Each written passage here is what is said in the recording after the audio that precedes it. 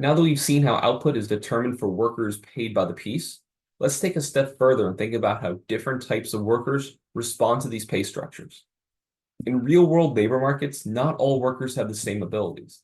Some may be faster or more efficient at working than others. This variation in ability plays a key role in how workers sort themselves into different types of jobs, like piece rate versus time rate jobs. In time rate jobs, workers earn the same wage regardless of how much they produce, which means that there's little incentives for anyone to work just that little bit harder than the minimum required. However, in piece rate jobs, more able workers who can produce more with less effort will find that system more rewarding because they're able to increase their pay so much. They're likely to choose piece rate jobs because the higher output they can achieve leads to higher earnings and utility. They're actually getting rewarded for their increased skill and ability. So let's explore how workers, based on their ability, sort themselves between piece rate and time rate jobs and see how their salaries differ between the two. So this figure here compares a worker paid by piece rate and one paid by the time rate. So we can see the different incentives that they face if they're a higher skilled worker or a lower skilled worker. The time rate worker's utility equals their income, or RQ bar. This is, again, a horizontal curve that we see right here. No matter how much they produce, they're going to end up with that same amount. So all workers, regardless of their ability or level of output, receive the same utility because they're paid the same wage. They're all going to devote the same effort to their job.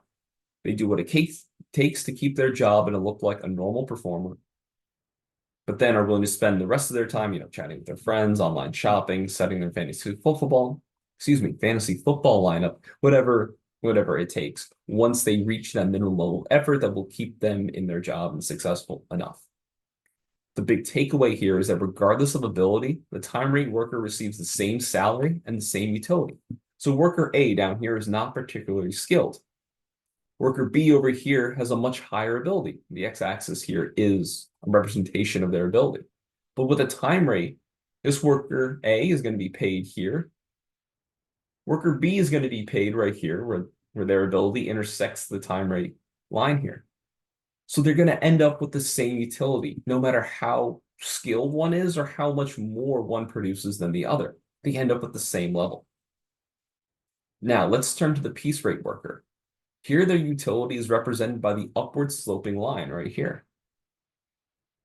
If they produce more output, they receive higher wages and they end up with higher utility. The worker B, the more skilled or able worker, is going to be producing more. So they're up here farther to the right on this line, whereas the low skilled worker is going to be down here. So in this example, worker A will receive very low utility. So where this crosses with the piece rate worker curve right down here.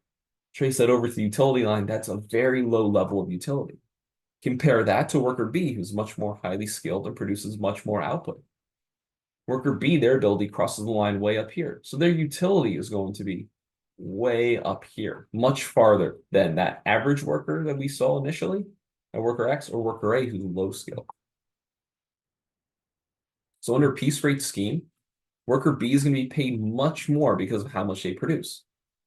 So I'll use The Office as an example because I grew up watching The Office and only about an hour from Scranton. So Andy Bernard is like worker A, not particularly skilled, not a very good salesman. Whereas Dwight Schrute, who could be a little strange, but is a very highly skilled salesman.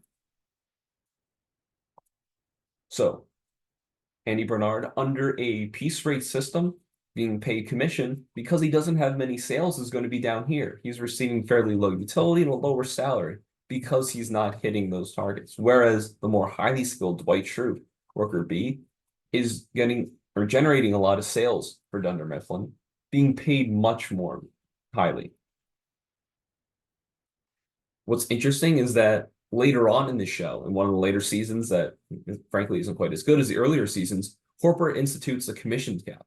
And in that episode, you see how it destroys the sales staff motivation because they know they can't get any additional money for their work. Suddenly, they're very quickly demotivated. So workers who struggle, who aren't as highly skilled, workers like Andy Bernard, are drawn towards the time rate jobs. Looking at the piece rate curve, if they worked a piece rate job, their utility would be down here where it crosses. But working the time rate job, where they're basically guaranteed no matter what to get that salary, they're going to be up here. So they're going to receive a higher utility from this. But more highly skilled workers, like Dwight or even like Jim, they're drawn to piece rate payment systems. Dwight, who's worker B, has a utility right here if he's being paid the simple time rate that being paid the same as Andy Bernard. But if he goes and he's paid through a piece rate payment system, his utility is way up here. It's much higher. So the more highly skilled are going to prefer to work piece rate jobs where they can get paid more for their ability. It's going on pretty long, so I'm going to end the lecture here, and we'll pick up with some other types of payment schemes like bonuses or profit sharing with the next lecture.